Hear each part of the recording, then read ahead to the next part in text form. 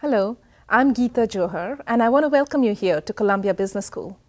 I've taught in the marketing division here for almost 20 years and now serve as the school's Dean of Faculty.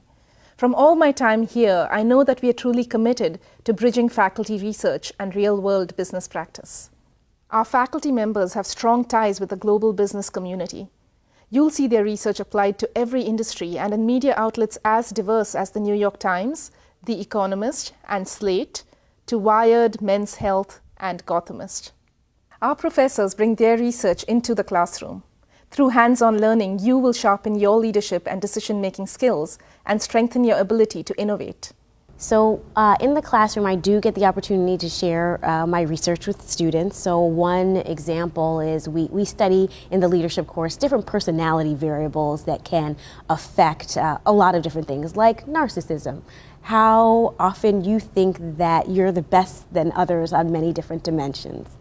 And I've have some research that says that while narcissists might be buffered from stressful environments, so physiologically or psychologically are buffered from stressful environments, they look like anyone else. They experience increases in blood pressure and things like that. So I talk to my students about, well, given that we all have different stress profiles, how can you be more aware of the stress profile that you have, and how can you modulate and adapt to a situation depending on what that stress profile is? In the course I teach, which is financial planning and analysis, we talk about those budgeting processes that people use to meet those earnings targets.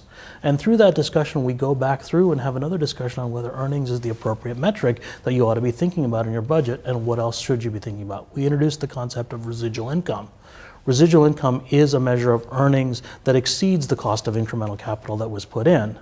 And so my students learn about residual income, they learn about evaluating companies using residual income, and along the way, we actually go back and look at some of the research papers that look at earnings growth versus residual income growth, including my own research paper, and think really carefully about what the right set of metrics are. I teach an asset management class, and the subject of this class is how I should manage my money. And it's not only I as an individual, but I could represent a company, or I could also represent an endowment, an institution, or even a country if you're a sovereign wealth fund.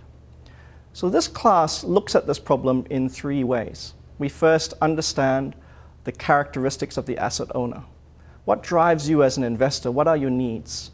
Second, going back to this idea of factors, how can I invest in different assets that meet the requirements of that investor?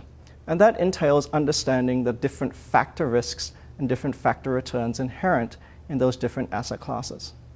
And then finally, you usually don't invest as an asset owner by yourself. You hire an intermediary.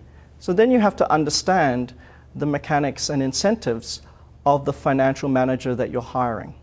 You'll see over the next 2 years that these three professors represent just a few of our incredibly dynamic faculty members who bring their research into the classroom.